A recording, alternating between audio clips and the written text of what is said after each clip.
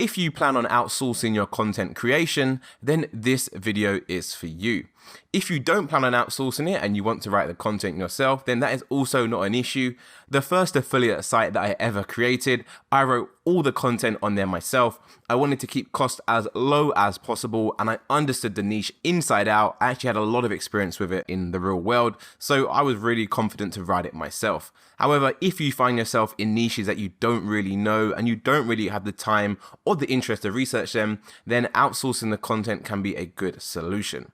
So to outsource the content, you're going to need a content brief, and to make things easier for you, and what I'll do is I'll upload my own content brief as a downloadable resource. That way you can just download it and send it across to the writer, and you're pretty much good to go.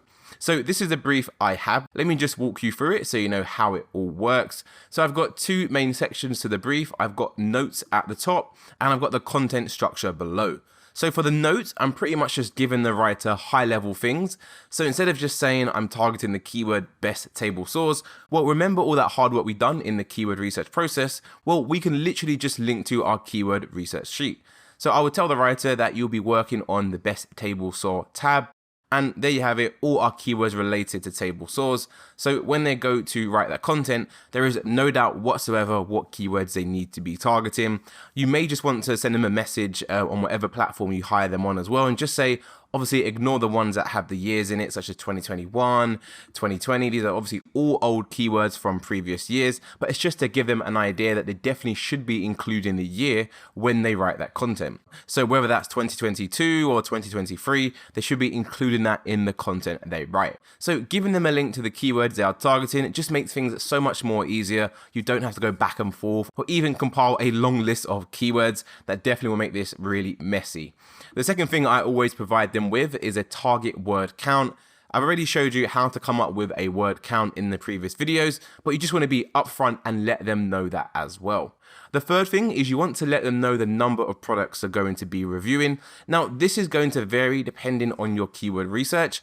I put 7 products for them to review, and the reason being is if you go over to Google and carry out a search for the best table source, which is obviously my primary keyword, you can see a lot of the websites here are reviewing 7.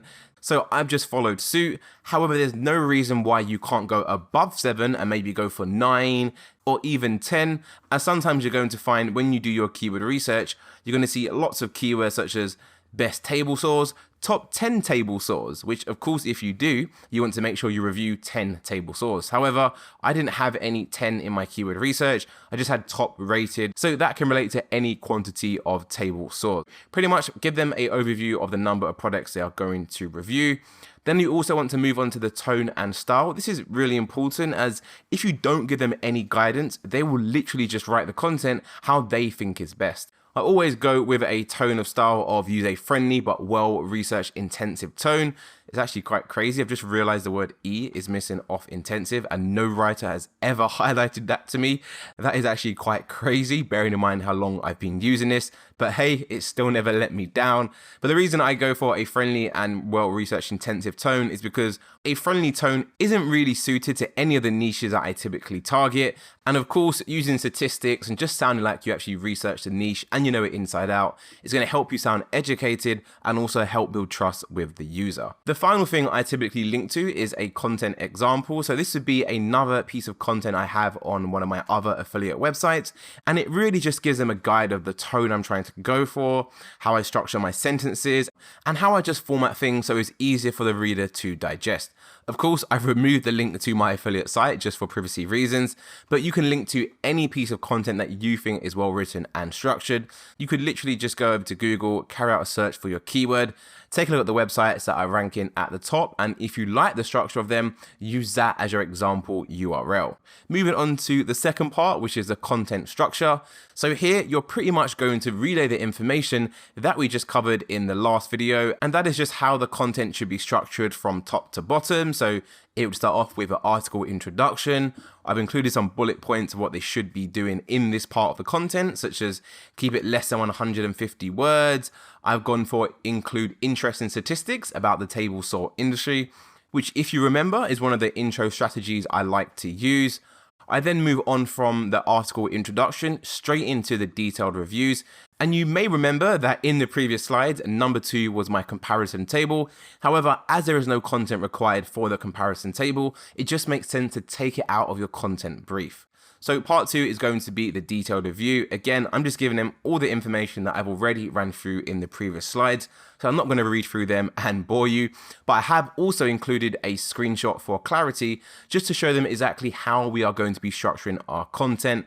If you click this link, it will open up the image you saw from the previous slide, which was the perfect content structure for your money pages. So you're more than welcome to go ahead and use this image. Don't worry, I'm not going to sue anyone for intellectual property rights. You are all more than welcome to use this image when you are hiring content writers. And lastly, we have the buyer's guide, which should basically just summarize the article and highlight all the key things that people should consider when purchasing a product.